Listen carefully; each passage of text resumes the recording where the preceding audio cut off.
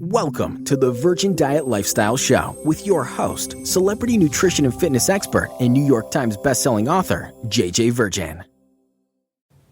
In today's show, I'm going to share my favorite tips on how to lose weight fast and, more importantly, not just weight, but fat. And I'm betting that most of these things are things you've never heard of, or if you have, you weren't really sure how to use them most effectively, but you will now. And this is part one of a two-part series because I want to make sure you have a toolbox full of tips to help you lose weight fast and break through those weight loss plateaus. And by the way, you really want to lose weight fast because the studies show when you lose weight fast, you actually lose more weight and that weight becomes permanent weight loss.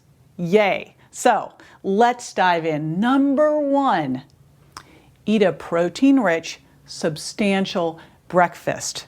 Here's where the research shows that when you eat a substantial breakfast with good quality protein, you eat less overall for the whole day. Now, that's going to lead me straight into number two because the next research study shows that when you replace a meal a day with a meal replacement shake, you also lose more weight and keep it off. So I look at this and I go, all right, how do we put those two together for even more power?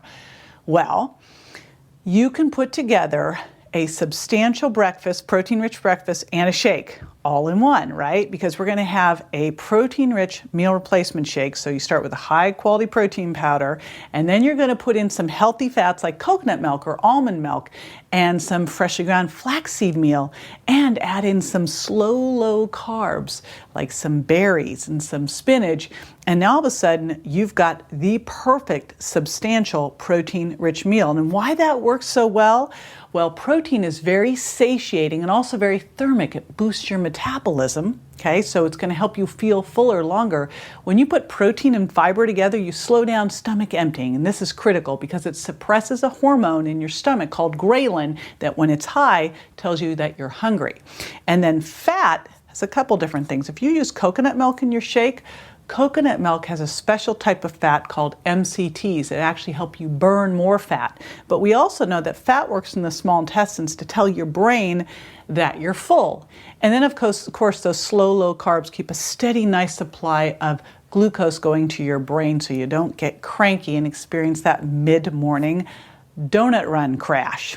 Okay, so there's number one and two. I put them together. Number three, don't go chowing down before bed. I've actually seen some diet books that tell you to have an evening snack before bed. That couldn't be more wrong. There was a study in Cell Metabolism that found that mice limited to eating during an 8-hour period are healthier than mice that eat freely throughout the day. And that was irregardless of what they ate. And the way you're going to use this approach is eat dinner and then shut the kitchen. Lock it down. As one of my clients says, I locked it down. I'm like, good. Because then you can create a nice fasting time period of 12 to 14 hours. So remember, you don't want to eat right before bed. And you want to do that to create that fast. But also, if you eat right before bed and your stomach's full, remember I talked about suppressing ghrelin a little earlier? Remember? It's a little quiz. Well, if you eat, you keep ghrelin suppressed. You want ghrelin to be high while you're sleeping because it triggers the response of growth hormones. So now you're repairing and rebuilding as you sleep, which is what you should be doing while you're sleeping, not digesting, all right? Next one, number four, find the hidden sugars and lower your sugar impact. Okay, so I'm going to do a couple shout outs here. We talk about finding the hidden sugars. Now, you know if you're adding sugar into your coffee, but what you might not think about is that yogurt you're having with your coffee or that muffin is loaded with sugar. And quite often it's loaded with something like fruit juice concentrate, which is the worst sugar of all because it's higher in fructose. So I get this question all the time. Well, what about honey? What about agave? They're natural, right? Well, I want you to realize that all sugar is natural, really, unless it's artificial. I'm going to put those over there. We'll talk about that in a bit. So all sugar is natural, but and all sugars are really going to do the same thing. Raise insulin, which then tells your body to store fat, except for one, and that's fructose. All sugar is going to turn into glucose, raise blood sugar, tell your body to store fat. Except for fructose. It doesn't do that, which is why we thought it was great. Hey, it's great. It doesn't raise blood sugar. That's good and bad. It doesn't raise blood sugar. And when you raise blood sugar and raise insulin, you trigger leptin and ghrelin. And the whole message to your body when you do that is, hey, I've eaten, I'm not hungry. Fructose doesn't do that. It goes straight to the liver. It doesn't raise blood sugar. It doesn't tell you you've eaten. You're still hungry. It goes straight to the liver. And you know what it does? It starts making fat. Now, if you eat glucose and fructose together, fruit juice concentrate being the worst, because fruit at least has the fiber to slow it down. Fruit juice concentrate and fruit juice are just concentrated fructose and glucose. The glucose now has insulin up, it's telling your body to store fat. Fructose went to your liver, it's telling your body to make fat, store fat. Don't be full, you're still hungry.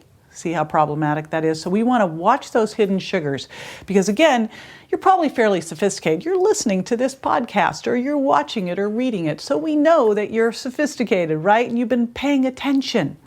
But you may not realize that something could say no added sugar and have fruit juice concentrate in it. Or that little muffin that says healthy morning muffin has actually got the same amount of sugar as 2 Hostess cupcakes.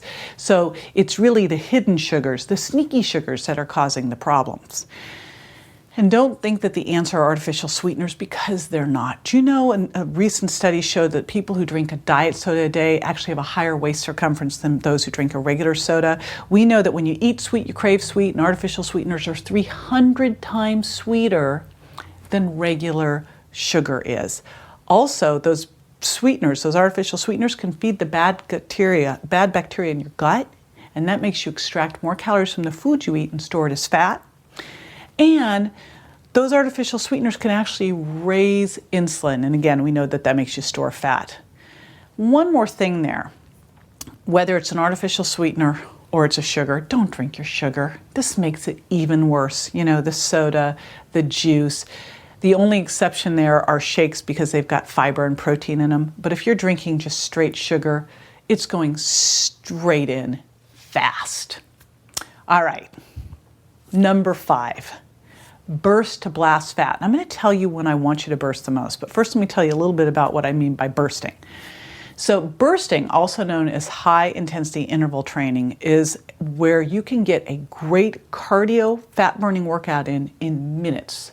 So if you've been saying, oh, I can't work out, I don't have enough time, bursting is for you. What you do is you start out, I'm going to take, let's say you normally go for a walk. Go out, walk for a couple minutes, and then you're going to go as hard and fast as you can, whether that's a sprint or a jog or whatever it is, whatever you can do for 30 to 60 seconds, but no longer, till you're totally out of breath, and then walk it off for twice as long, and then do it again, and then walk it off, to accumulate 4 to 8 total minutes of bursting in 30 to 60 second increments. Now, what I really want you to do is I want you to do this 3 days a week. And ideally, do it first thing in the morning when you wake up on an empty stomach. Just go out there and burst. I'll tell you what I do. I have an exciser at home. An exciser is a nice little portable stair stepper, so you can stumble on in, have your morning espresso.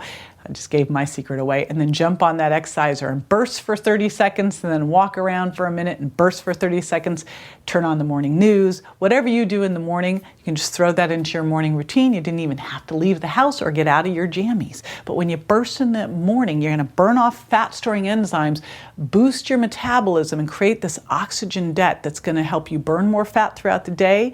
Makes you have to recover more, so your metabolism is raised. So it's a great way to start the day. All right, the last one for today is number 6, and that's vary your calories. You've heard of intermittent fasting. A study in the American Journal of Clinical Nutrition found that alternating days of higher calorie intake with lower calorie intake, and that again is called intermittent fasting, can work just as well as dieting for fat loss. Now, I'm not really a fan of intermittent fasting, because what I see is people pig out and then starve themselves. So what I'm going to do is give you a better way to do this, and that is that you shouldn't be eating the same amount of calories every single day. I call it caloric variability, and the easiest way to do this is a couple times a week, maybe 2 or 3 times a week, maybe 1 day a week. Just take your your higher starchier carbs, so things like quinoa pasta or lentils or black beans or brown rice, and replace them with non-starchy vegetables. And that's an easy way to lower that caloric load, to switch the calories up. And for me, it's not about lowering calories, it's about shifting things up, just like we have you doing exercise. So your body never really adjusts to what's going on. It's not sure what's coming.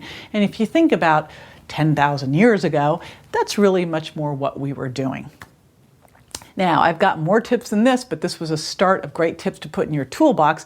Here's the thing. Don't go tomorrow and go, I'm going to do all of them tomorrow. Pick one, start there, and then just keep adding them in, whether you need it to just help speed up that weight loss or you want to break through a plateau.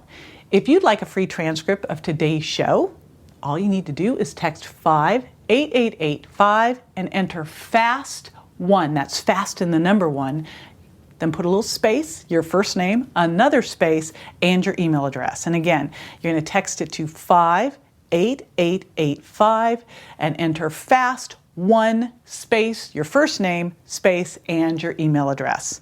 In the Virgin Diet, I have you swap 7 foods for 3 weeks to uncover your hidden food intolerances so that you can finally lose the weight and feel better fast. Why wait? Start those 3 weeks today. Hey everyone, did you like this episode? Be sure to subscribe for the next one and tell a friend. If you like world-class training and cutting-edge information, visit thevirgindiet.com.